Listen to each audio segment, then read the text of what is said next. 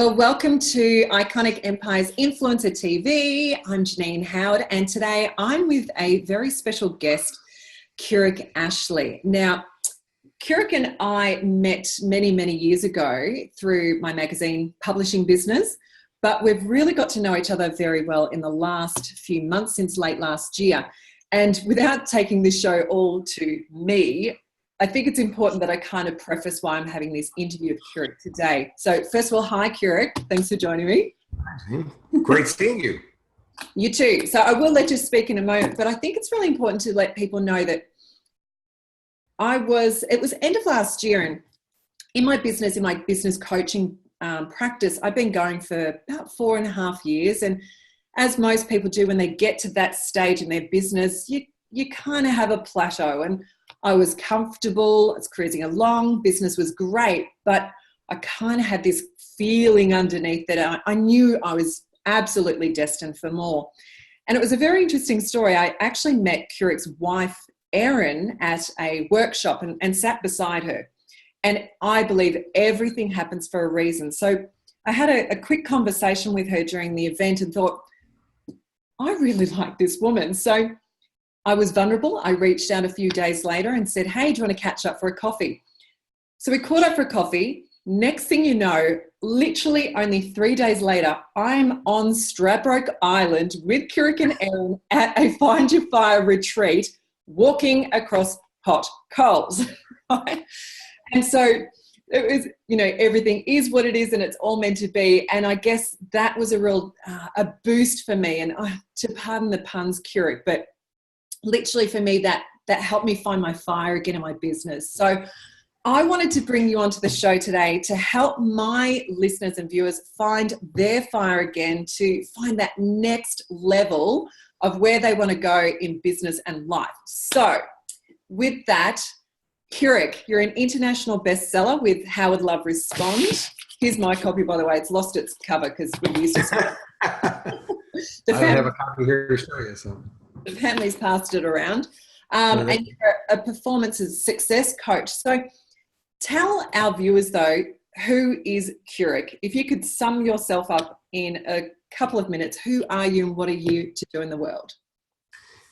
Yeah, sure. Well, what I teach really stemmed from I just wanted to make my own life better. When I was young, I saw people getting older after high school, fat, lonely, broke, hate their jobs, and I thought that can't be what life's all about. And so I always had this thing. I wanted my life to be awesome. So I thought, let's be an actor, because actors, movie stars seem like they had a great life. So at 12 years old, I lied about my age. I got on stage in Chicago at Second City and then started my acting career. 18, went to Hollywood, wound up doing 38 motion pictures and a lot of TV and all that stuff, only to find out later on, eventually after 23 years, that it wasn't what I wanted to do. But what I did learn was that there was a real formula for help, because I was helping these people all the way along the way to succeed, as well as wanting to do it for myself. Then I found out it wasn't actually luck. It was actually technically a scientific formula. And that's what really fired me up, because then it became my passion to learn what's the most specific tactical ways to produce the biggest and best results in your life. And now I guess I'm honored by saying I'm probably one of the very best in the world at doing what I do. And it's only because of the results that I've helped people produce. But I'm in awe. I'm in awe what a human being can produce in their life. I mean, after the Find Your Fire retreat, watching you, it was like watching you get pulled through a slingshot and just take off. Yeah.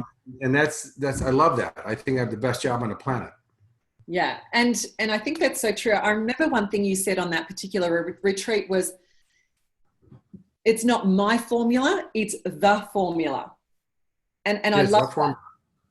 Because a lot of nobody invented it, by the way, Janine, is a lot of people that I work with, by the way, like say salespeople or business people who are succeeding at it, most of them don't even know what they're doing. They're just doing it. They somehow figured out what to do. But when things start going south, which can happen, they don't even know what to change or put back in, because they don't even know what their own formula was. So as I work with sales teams around the world, I take their very best salespeople, I model them, I see what they're doing in that business, and then I break it down in the formula. I teach it to all the salespeople. Well, the very best salespeople, including the people I studied, were like, oh man, that's what I was doing. I didn't know what I was doing myself. Their sales go through the roof. I mean, they break records they've never broken before. But then people who are bottom dwellers go up into top 10 and stay there because people, their other sales trainers or managers were just saying, well, just do what Bob's doing. And they're like, yeah, but Bob's magical. He's special. How do you, you know, it's not, it's a strategy. It's a formula. And so my job is not only to learn how to break that down into what are the tangible tactical strategies, but also then how to effectively teach it, because those are just different skill sets. Yeah. And what you just said then I really love, because we shouldn't think of those people who are successful, or, you know, who we deem to be successful. We shouldn't think of them as being different to who we are, that they've got something that we don't have, or we can't be that person. So I guess to show our viewers that, you know, everyone has their trials and tribulations, I want to ask you a question and cut straight to it. What can you think of, like, the lowest time in your life and a strategy of how you got out of that? Sure. Which one would you like me to talk about? Well, I you know, I'll tell you a funny story is that when I was living in Los Angeles, I think my job was I was mastering how to be this, you know, the starving actor, and I was doing really well at that. And so in LA, I used to live in my car a lot. And I mean, like, for over a year at a time. Other times I was pretty close to homeless if I wasn't homeless. And through a director that I met, his name's John Hersfeld. I met him when I worked at a gym, and we became great friends, but he became like Mr. Miyagi. He was like really my mentor. He was Sylvester Stallone's roommate in college. And so they're still to this day the very best of friends. John just finished directing Sly in a movie literally a couple of weeks ago. And through that, I got to know Sly, you know, Sylvester Stallone, the biggest movie star in history. And here I am, this guy who, you know, is usually homeless. And I'd be up at Sly's house for a Christmas party or whatever, you know. And I was at Christmas where Elton John's on the piano for 3 hours, you know, it's like crazy. And here I am. And people would walk up to Sly and they go, Sly, why do you got Keurig here? He's a loser. I mean, he's broke. He's homeless. You know, you got to know they have friends. You got to get losers like that. And I go, I'm right here. I can hear you. And they're like, I don't care. You're a loser. And Sly says, you got no idea who this kid is. In his head, he already sees himself as a success. And it's just a matter of time that his results will catch up with his mindset. And sure enough, it has. And last year I was invited back to have lunch with Sly after all these years and watch the Super Bowl at his house. And Sly was like, I'll be damned, Keurig, what you did with your life, man. But it was destined, because anybody who's ever succeeded, he said, including myself, is that we saw ourselves as that successful person now. It doesn't mean you don't have doubt. It doesn't mean you don't have fear, but you're going, I don't know how I'm going to do that, but I'm definitely going to do that. I'm not backing down to my goal, because all great achievers are visionaries.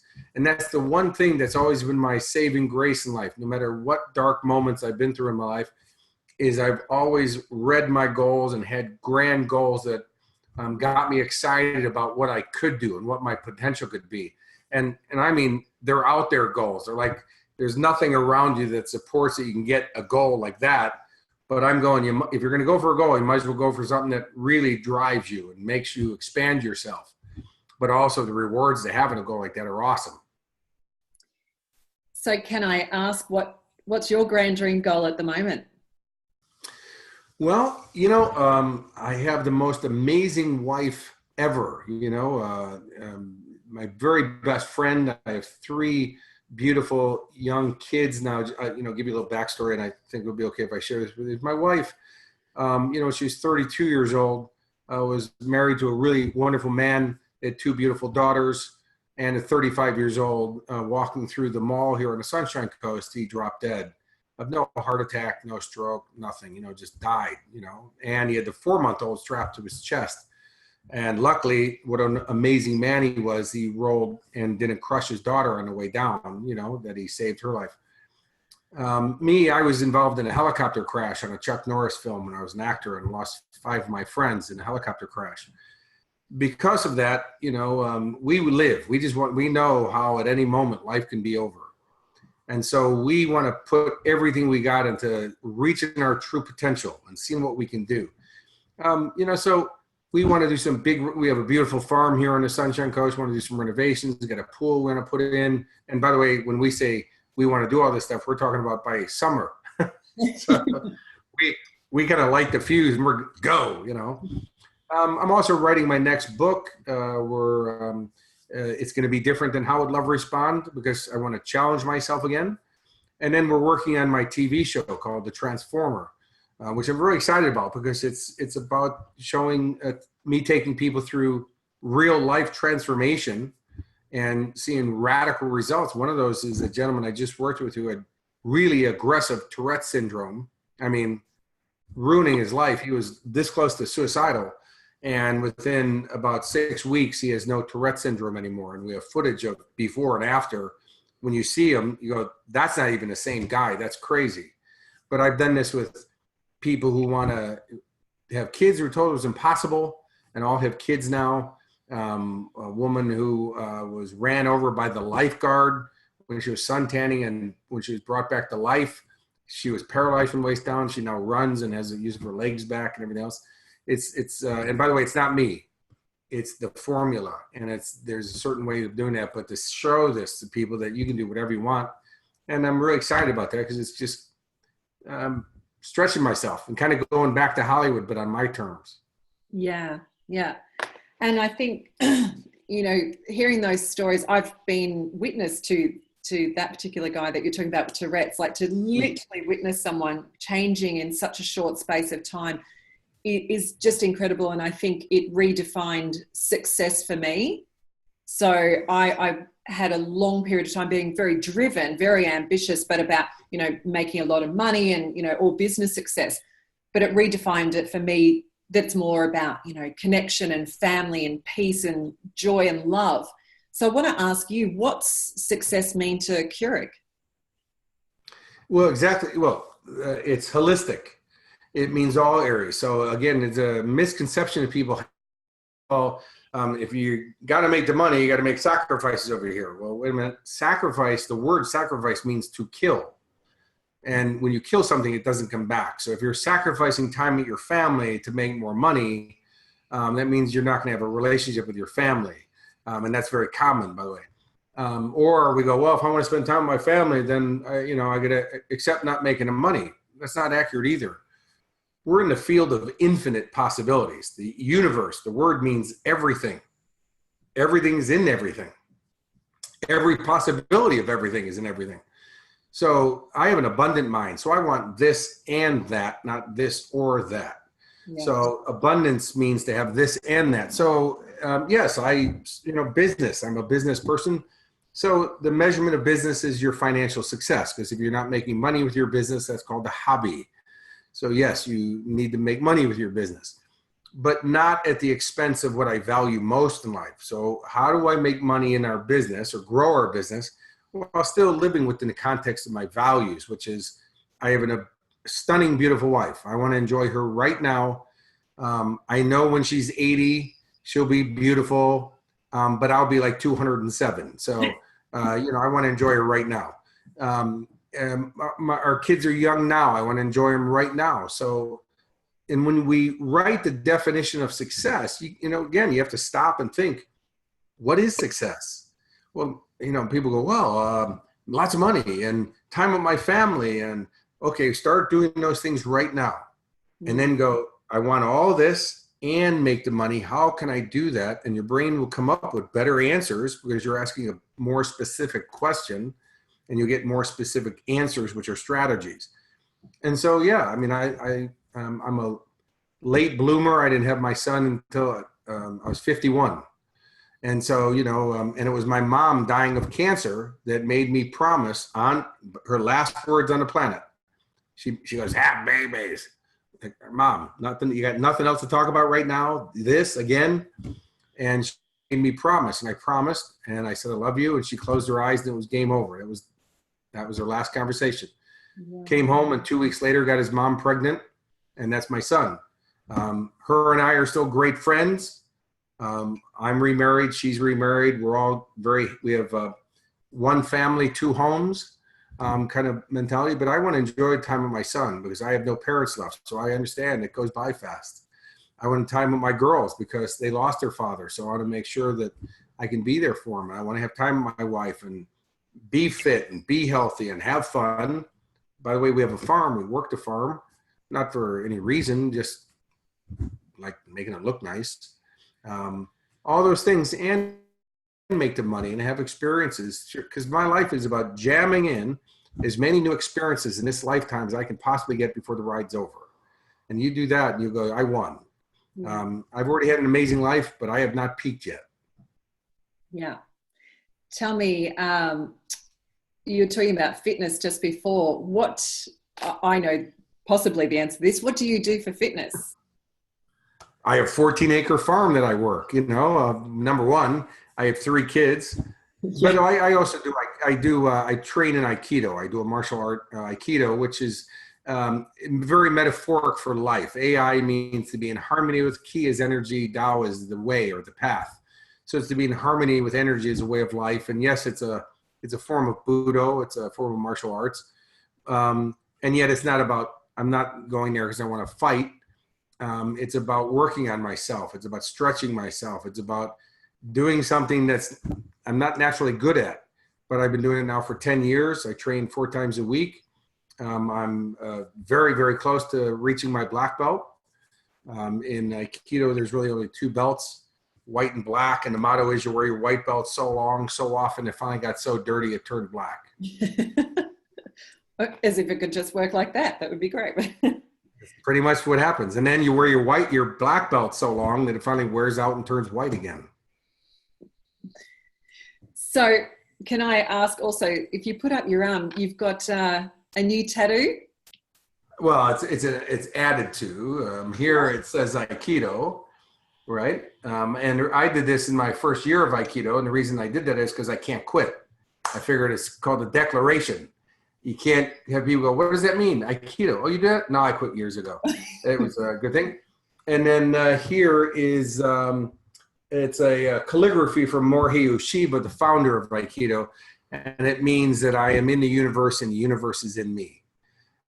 So again, as you see, a man who was the founder of a martial art still had a very holistic oneness view of it all. He said, if you get to the point where you have to kill your attacker, that means that you've killed part of yourself. So he said the true mastery is turning your enemies into your allies, turning your foes into your friends. And that's why I've been so attracted for so long to Aikido. Yeah. And anybody can fight. Yeah. And you talk about mastery a lot. And, what sort of tools do you use on a daily basis to master? And I don't mean to master life, but master your success. I know that you're very ritualistic, say in the mornings of what you do. Can you give us an example of some of that? Sure. Well, I call it the, if you want to be great in life, you got to be good at SDX. And it's not what you think. It's, people are like, oh God, you're always talking my language. And I'll disappoint you because it's not what you think. S means that in order to have what you want, you have to be strong.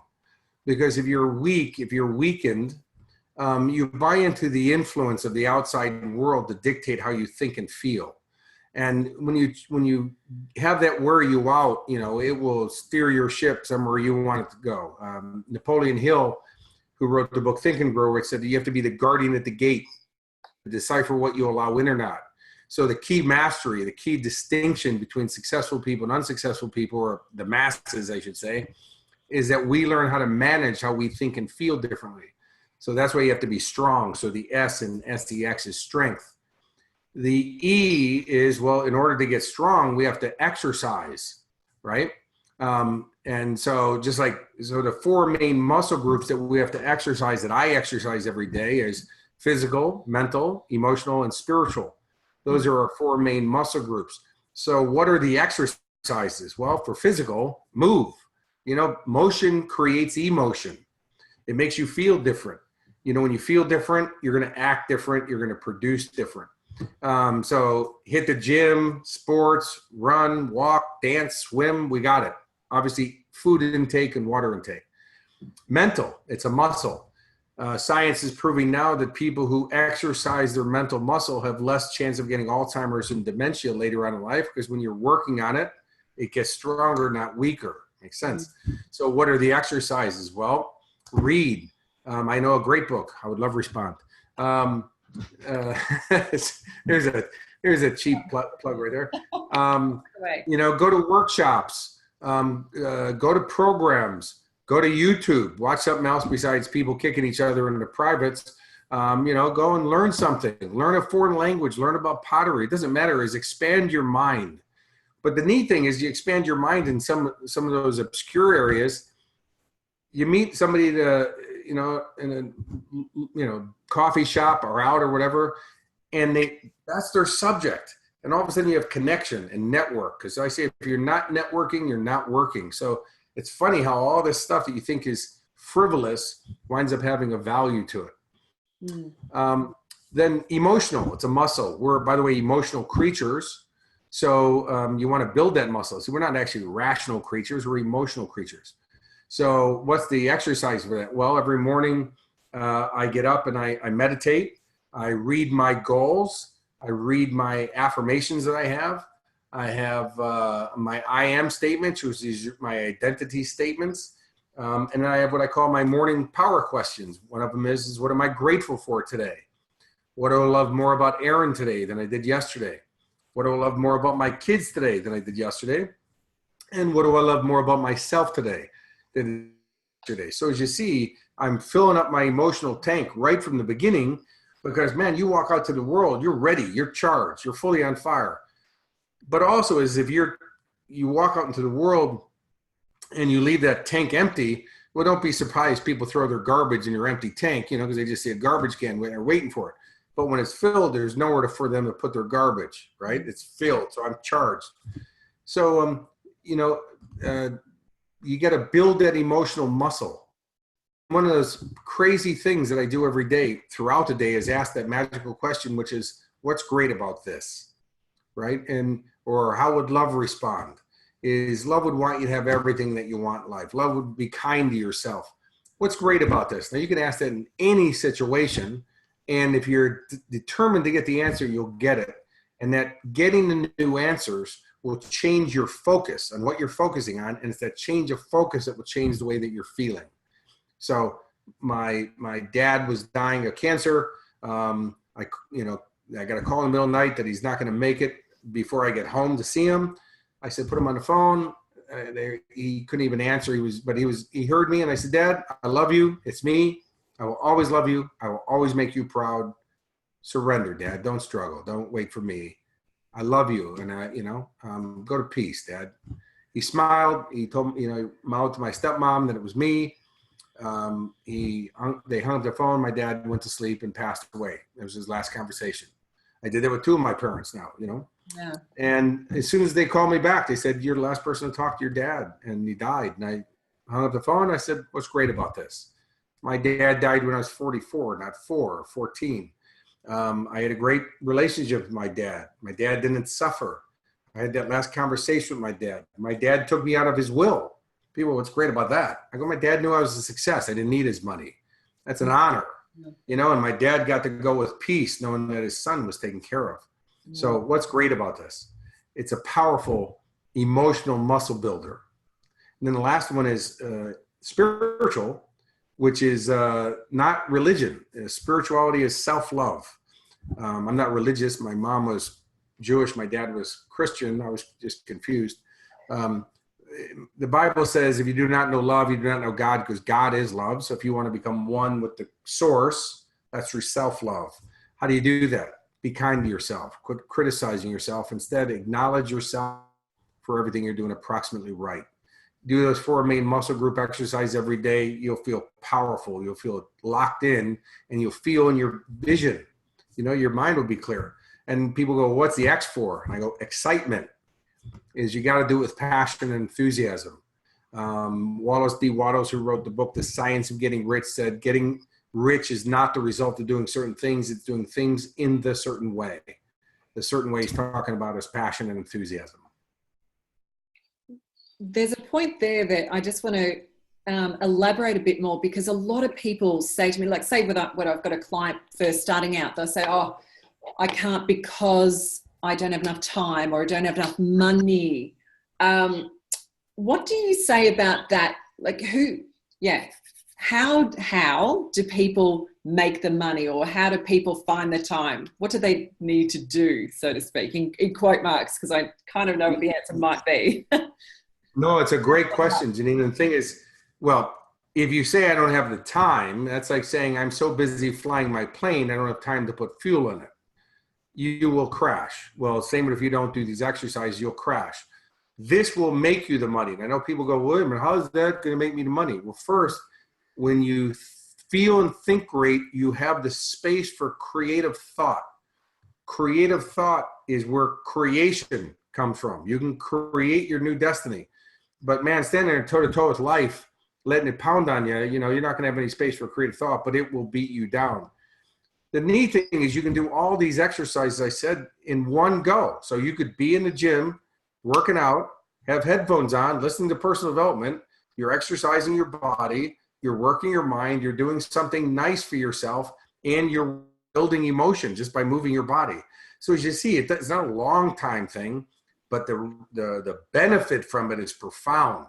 It needs to be, and again, this is how love would respond. Love would go, wait a minute, if I want to add value or make whatever I'm doing valuable, then I have to add value to myself first, because how am I going to give it away to somebody else when I don't have it? Like, how am I going to serve my customer at the level I need to serve them to make them loyal customers if I don't feel it myself?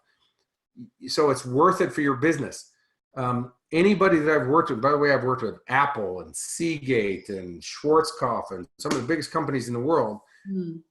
The funny part is these are the same companies that put a lot of investment back into their employees, because they found out on average for every dollar invested in the well-being of their staff, $8 in cash value would come back to the business. Right. So it's tangible. And, whenever I work with clients or companies, I always start with the personal development first. And people are like, well, I really didn't want that. I wanted the marketing strategy. I go, you won't even do the marketing strategies until you become the person who would do those things. By the way, this is not a democracy. It's a dictatorship. You are going to do the personal development. Then we'll get into that.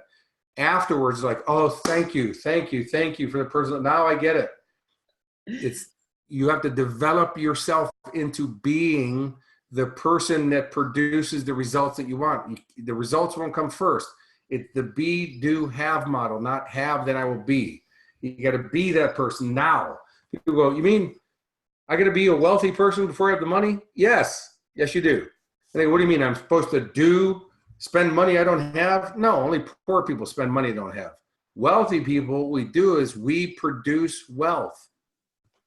Oh, right. Yeah. So you learn, you research, you educate. How do I create wealth? How to become a great business person? But you got to be that person who would do those things. Then do it. Boom, there's the result. So that's why this always has to come first. And I love your question, because it's not how do I make the money so I can exercise myself. It's I need to exercise myself so I can make my business a success. And I'd love for you to tell a story that I heard from you not long ago about when you're working, was it at the shearing sheds? Sheep shearing? No, I didn't work there. I lived there. Yeah. And tell us a little about, how you were being the person who was up here first. Yes. Well, thank you. Bringing back bad memories. No, they're great memories. The company that brought me to Australia told me that they sold they told me they sold children's educational products. They forgot to mention that was Collier's encyclopedias that they were selling door to door. They forgot to mention that part. Anyways, I'm out here. I'm not selling them. I'm literally going door to town, training sales teams, putting them out into the street, knocking doors, and doing the sales presentation, training them, and all this stuff. And we get to Griffith in New South Wales, which I found out that was famous for mafiosa, back in the day or whatever. But anyways, if you've been to Griffith, it's a great little town. It's just probably not the most glamorous place on the planet. And the company now has decided that they're going to leave me and a sales team stranded. Like they're just, and by the way, they have agreements with the immigration department, all kinds of stuff, but they're going to just leave me. No, we're not sending you any money. We're not paying for the accommodation like we're supposed to. So luckily I have some movie royalties that just came into my bank account.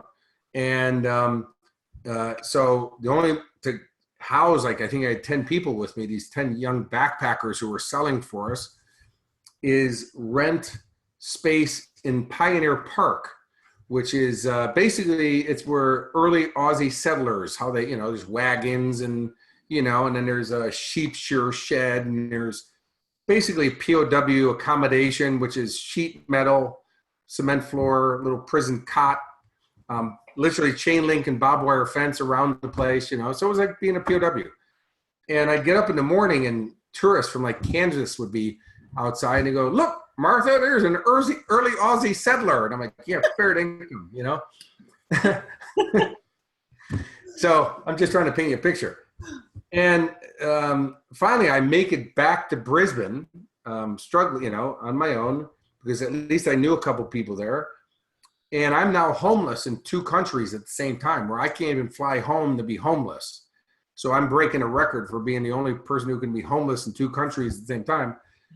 And I thought, you know what, man, you better start doing what you teach.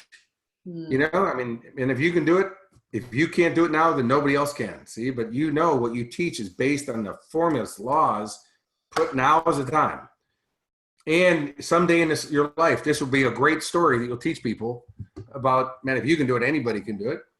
And so I was going through my belongings, and because, here I am homeless in Brisbane, and I'm throwing stuff away just to light my load. And I find one card, a business card of a guy who said that, saw you speak somewhere, love to produce one of your seminars. I've never really done this before. So 8 months ago, though, I talked to the guy. I'm like, he won't remember me. You know what? Just make the phone call. So all I got to do is make the call. What's the worst he can say to you? Make the call. So I called the guy. He goes, "Well, I thought you'd call sooner, but okay." We met with him, talked to him. He said, "Okay, let's do it." And I said, "If we're going to do it, let's sell this bad boy. So I'm doing now 5 free seminars a day, every day of the week for 8 weeks to anybody and everybody. I mean, I'm even speaking at a hair salon where I'm standing in freshly cut hair, and there's like 5 people sitting in barber's chairs, and I got my little ghetto blaster, and so it wasn't glamorous, but anybody would have me speak so that I could promote selling them into this paid seminar. And I said at this seminar, I'm going to take everybody firewalking, but I'm also going to break the world's record for firewalking. I'm going to do the longest firewalk in history. And anyways, leading up to that, I'm at a seminar. I'm in a little restaurant in the back room somewhere. There's 40 people jammed in a tiny room. My speaking stage is about 2 feet by 2 feet. Literally, that's all I got. And I have my little ghetto blaster again. And I said, who here remembers the person who stands on the 3rd box at the Olympics? Anybody ever rush out to buy your book thinking, "Oh, gee, how'd you get 3rd?" Girl stands up. She goes, "I was on the 3rd box at the Olympics." "Wow, and you're a big girl too, I can see." And she goes, "My name's Natalie Cook. I won bronze medal for beach volleyball at the Atlanta Olympics." She goes, I said, "I'm sorry, ma'am. I didn't know you're here. I wasn't picking on you." She goes, "No, I'm pissed off because everything you said was true." She said, "Will you take me to win gold at the Sydney Olympics?" So for the next 2.5 years, I worked with Natalie Cook and Kerry Pothurst, and we won the gold medals at the Sydney Olympics, beating the best team in the world, the Brazilians. And at that seminar, I broke the world's record for firewalking, did 81 meters, and the rest is building on the opportunities that came from opportunities that come from opportunities, step by step, that you see a opportunity, you capitalize on it.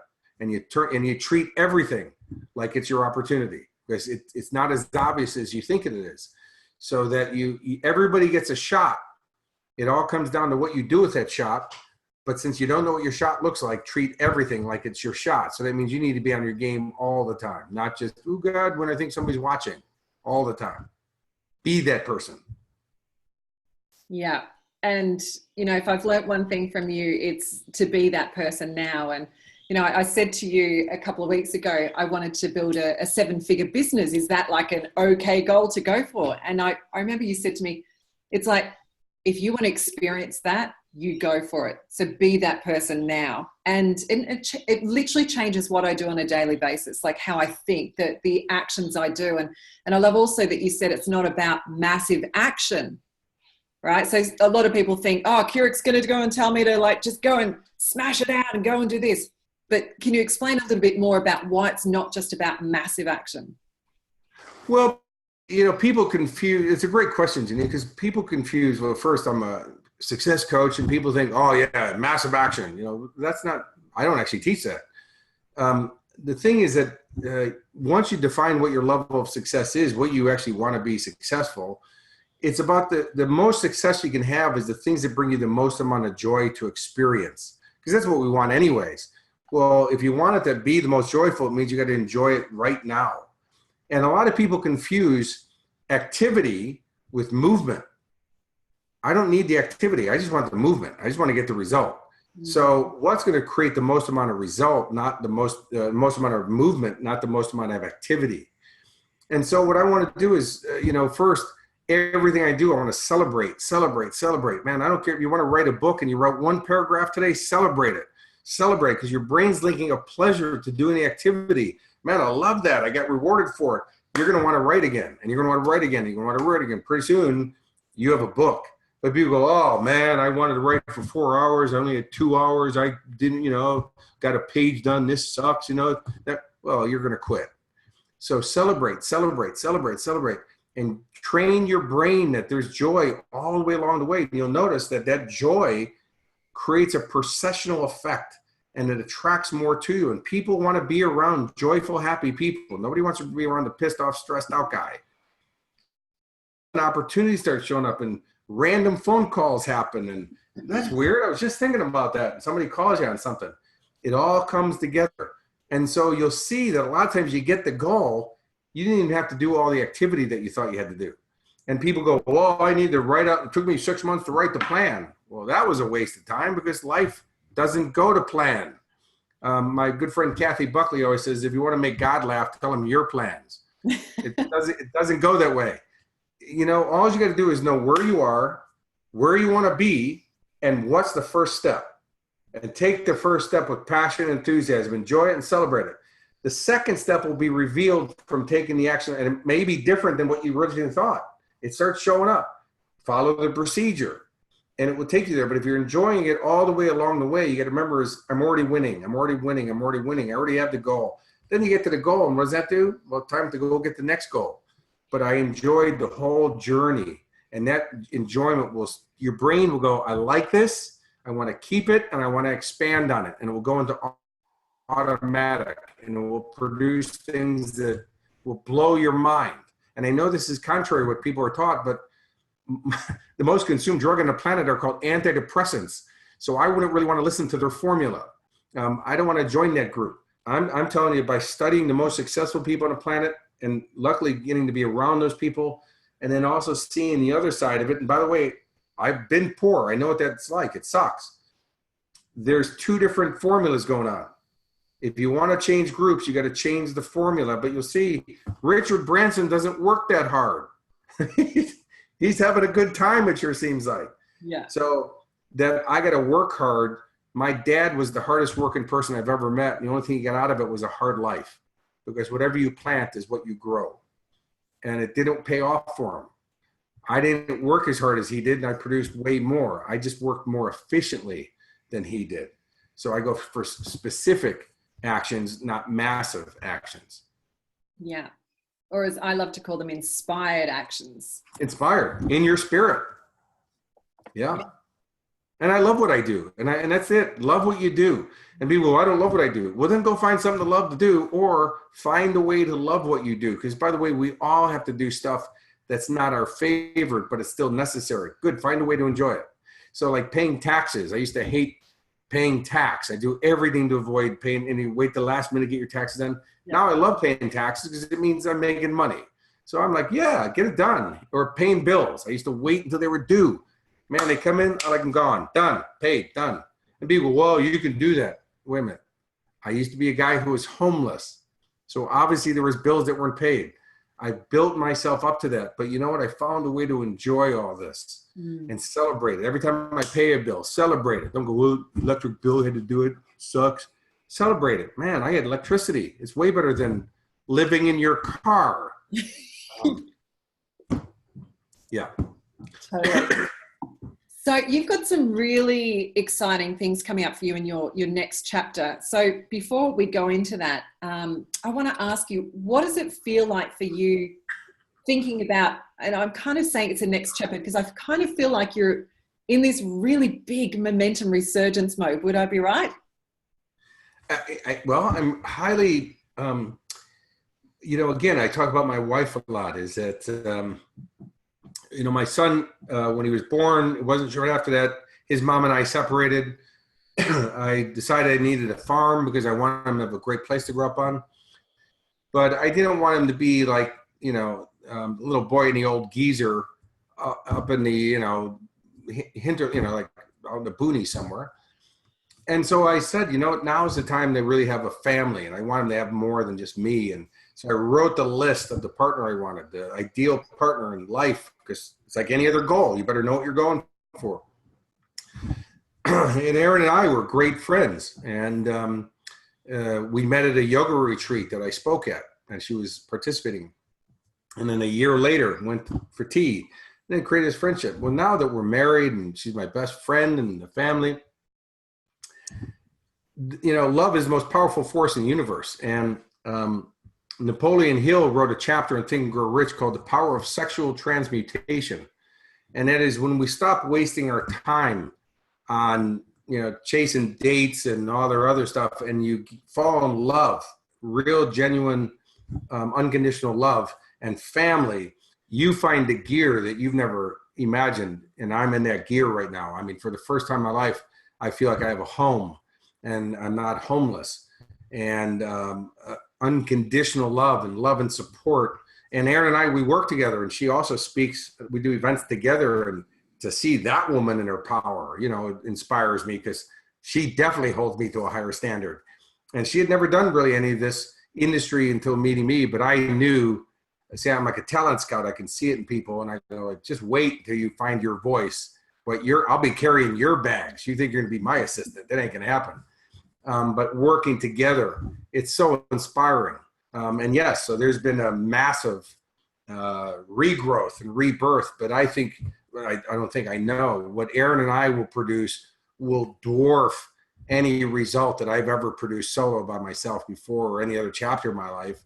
The most successful thing I've ever done in my life is marry her and have my kids. Anything else after that's all ice cream on the cake. So I'm going for it. Awesome.